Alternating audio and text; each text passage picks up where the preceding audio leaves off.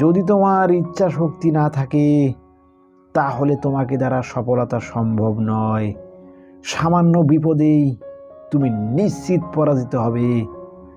আর যদি তোমার প্রবল ইচ্ছা শক্তি থাকে তাহলে তুমি নিশ্চিত কঠিন পরিস্থিতিতেও উপায় বের করতে পারবে। পারবে। তোমার ইচ্ছা শক্তি তোমাকে পথ দেখাবে। হ্যালো বন্ধুরা, আজকে আপনাদের সামনে এমনই এক প্রবল ইচ্ছা শক্তির ঘটনা বর্ণনা করব, যা আপনাদের ইচ্ছা শক্তিকে প্রবল হওয়ার জন্য উৎসাহিত করবে এবং জীবন পরিচালনার মানে শেখাবে। যাই হোক বন্ধুরা, আর কথা না বাড়িয়ে চলুন যাওয়া যাক ভিডিওটির মূল অংশে।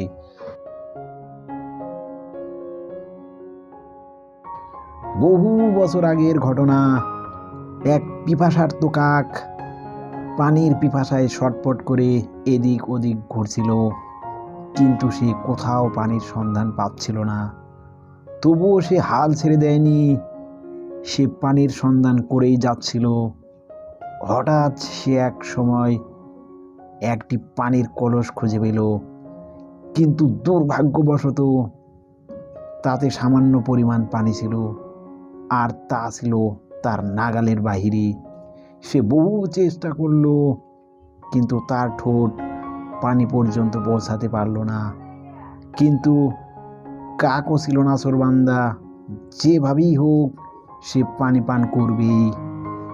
কিছুক্ষণ পর সে লক্ষ্য করল যে কলসের আশেপাশে বেশ কিছুগুলো নুড়ি পাথরের টুকরা পড়েছিল। এগুলো দেখে সে বহু খুশি হলো এবং একটি একটি করে পাথরের টুকরা নিয়ে সে কলসের ভিতরে ফেলল, যার ফলস্বরূপ পানি উপরের দিকে উঠতে থাকে এবং এক সময় তার নাগালের ভেতরে পানি এসে যায়, আর সে তৃপ্তি সহকারে পানি পান করে।